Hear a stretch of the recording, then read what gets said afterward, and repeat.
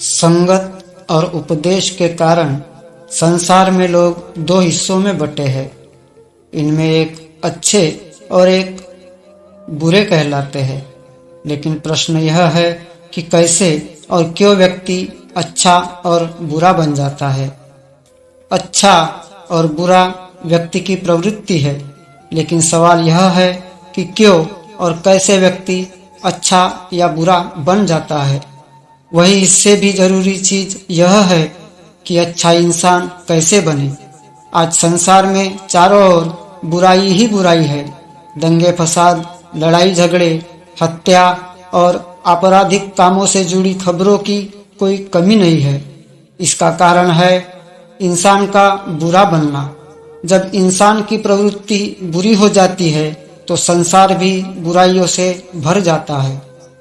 गौतम बुद्ध की इस कहानी से जानेंगे क्यों कोई व्यक्ति बुरा बन जाता है और बुरे काम करने लगता है। साथ ही इस कहानी में हम जानेंगे कैसे अच्छा इंसान बन सकते हैं।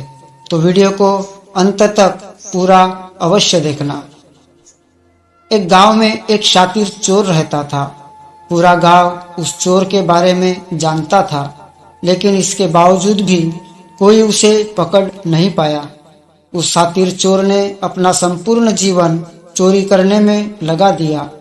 इतना ही नहीं, आसपास के गांव और नगर में भी उसके बराबरी का कोई चोर नहीं था। चोर का एक बेटा था जिसे वह अपनी तरह ही शातिर चोर बनाना चाहता था। इसलिए वह अपने बेटे से हमेशा कहता था कि कभी किसी साधु या सन्यासी के उपदेश को मत सुनना।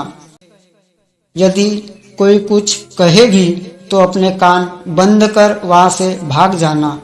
बचपन से ही उसका बेटा अपने पिता से इन्हीं बातों को सुनता आ रहा था, जिस कारण ये बातें उसके मन में बैठ गई थी। ऐसे में बड़े होकर बेटा भी अपने पिता की तरह शातिर चोर बन गया। एक दिन उसे बड़ा लालच आया और वह राजा के महल में चोरी के उद्देश्य से जाने लगा। तभी रास्ते में लोगों की भीड़ नजर आई। चोर ने देखा कि लोग एक सन्यासी के चरणों में गिरकर उनका आशीर्वाद ले रहे हैं।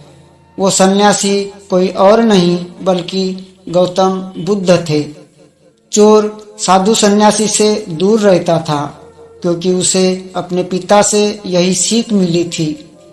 लेकिन भगवान बुद्ध को देख वह उनकी ओर आकर्षित हो गया।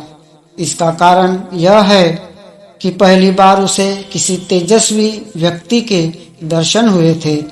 अचानक उसे पिता की बात याद आ जाती है कि साधु सन्यासियों से दूर रहना चाहिए। चोर असमंजस में रहता है कि वह सन्यासी के पास जाए या चोरी करने के लिए आगे बढ़ जाए। एकाएक उसके मन में यह प्रश्न आता है कि आखिर पिताजी क्यों साधु संतों से दूर रहने को कहते हैं। इसका उत्तर जानने के लिए चोर भी लोगों के बीच बैठ जाता है और भगवान बुद्ध के उपदेश सुनने लगता है। बुद्ध लोगों को झूठ बोलने की व्यर्थता और विश्वासघात के बारे में बताते हैं। उपदेश समाप्त होने के बाद सभी लोग अपने घर लौट जाते हैं और चोर भी चोरी करने के लिए महल की तरफ निकल जाता है। लेकिन पूरे रास्ते वह यही सोचता रहता है, क्यों न एक बार उस सन्यासी के उपदेश में कई बातों को मानकर देखा जाए। इस तरह से वह चोरी करने के लिए महल की दीवार से कूदने के बजाय महल के द्वार से अंदर जाता है।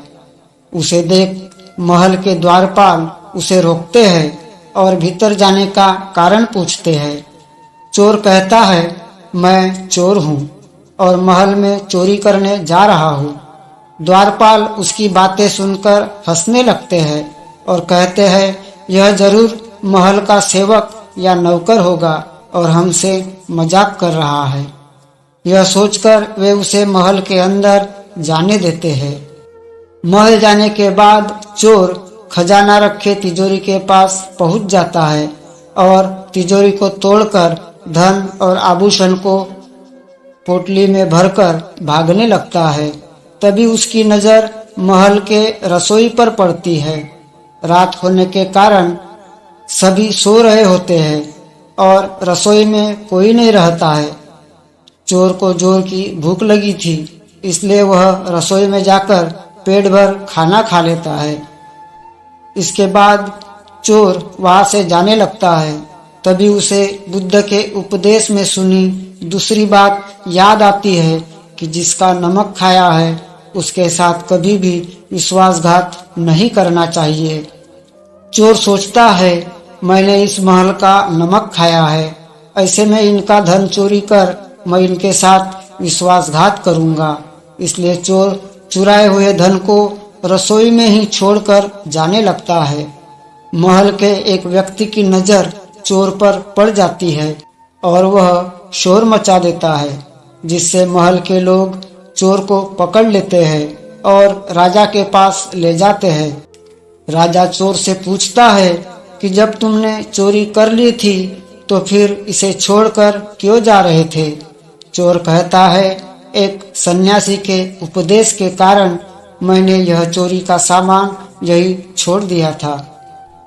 चोर की बात से राजा प्रभावित होते हैं और उसे कहते हैं, अगर तुमने ऐसे उपदेश बचपन से ही सुने होते तो तुम कभी भी चोर नहीं बनते। इतना कहकर राजा ने उसे कोई सजा नहीं सुनाई और छोड़ दिया। लेकिन राजा ने उससे कहा कि एक बात याद रखना, सही संगत और सही उपदेश से ही व्यक्ति अच्छा इंसान बनता है।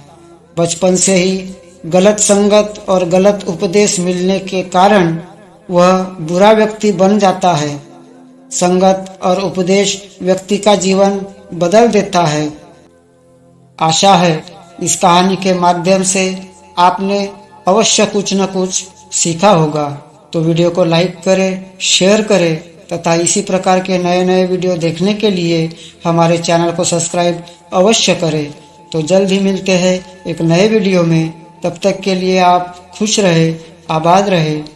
वीडियो देखने के लिए आपका धन्यवाद।